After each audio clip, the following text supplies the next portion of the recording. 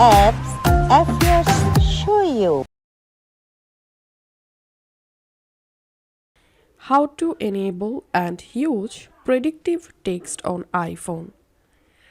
To enable predictive text, go to your iPhone settings, scroll down and tap on General, tap on Keyboard, and here you will find predictive text. Just enable this.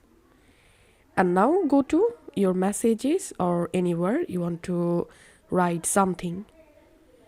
And now let's type something here. Hello. How? With predictive text, you can write and complete entire sentences with just a few steps. As you type, you can see choices for words and phrases you would probably type next, based on your past conversations, writing style, and even websites you visit in Safari. So now I want to type here, hello, how are you? And the predictive features is showing up, are you? Now I'm going to tapping on space to make the sentence perfect. Now let's try to write another sentence.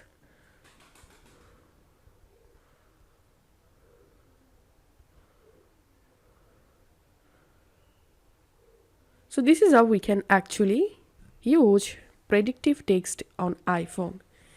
If this video helped you out, please leave a like and leave a comment down below. Thank you for watching.